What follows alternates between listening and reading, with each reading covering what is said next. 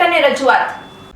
મદનપુરના શિવપારસ road ઉપર આવેલ રિદ્ધિ સિદ્ધિનગર વિશાલનગરના સૌ રહેવાસીઓને આ વિસ્તારમાં આવેલ પ્રાથમિક શાળાના 250થી વધુ બાળકો અને સૌ શિક્ષકો વતી રજૂઆત છે કે છેલ્લા 15 વર્ષથી વધુ સમયથી આ વિસ્તારની ગટરના પાઇપ ઠેક ઠેકાણે બ્લોક થઈ જવાથી ગંદુ પાણી ઉભરાવાની સમસ્યાથી પીડાઈ રહ્યા છે। ત્યારે આ કાયમી ઉભરાતી ગટરની જ્યારે ચેમ્બરો પણ ભરાઈ જાય છે ત્યારે ગંદકી ક્યારેક તો ઘરના બાથરૂમમાંથી પરત ઘરમાં આવે છે અને આ વિસ્તારની શેરીઓમાં પણ કાયમ ગટરના પાણી ભરાયેલા રહેતા હોવાથી પુષ્કળ ગંદકી અને અસંખ્ય રોગજન્ય મચ્છરનો પણ કાયમ ત્રાસ રહે છે। અહીંના નગરવાસીઓ દ્વારા ગ્રામ પંચાયતથી લઈને મુખ્યમંત્રી સુધી દરેક સ્તરે વર્ષોથી આ સમસ્યાના કાયમી નિરાકરણ માટે સ્થાનિક લોકોને અહીં જ રહેતા એડવોકેટ મિત્ર જીતેન્દ્ર પુરોહિત દ્વારા અસંખ્ય વાર લેખિત અને મૌખિક રજૂઆતો કરી છે। તે અરજીઓની ફાઇલ ભરી પડી છે।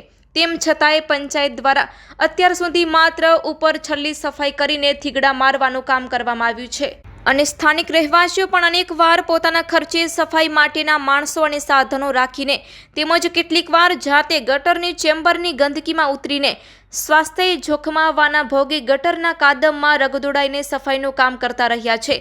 તેનાથી પંચાયતની છેલ્લી 3 ટર્મના સૌ સભ્યો, સરપંચ, તાલુકા પંચાયત અને જિલ્લા પંચાયતના સદસ્યો સહિત સૌ કોઈ વાકેફ છે। તેમ છતાં આ સમસ્યાનું કાયમી નિરાકરણ ન આવતા પંચાયતથી લઈને સંસદ સુધીની દરેક ચૂંટણીમાં ભરપૂર દુરુપયોગ થયો હોવાની લાગણી અનુભવી રહ્યા છે।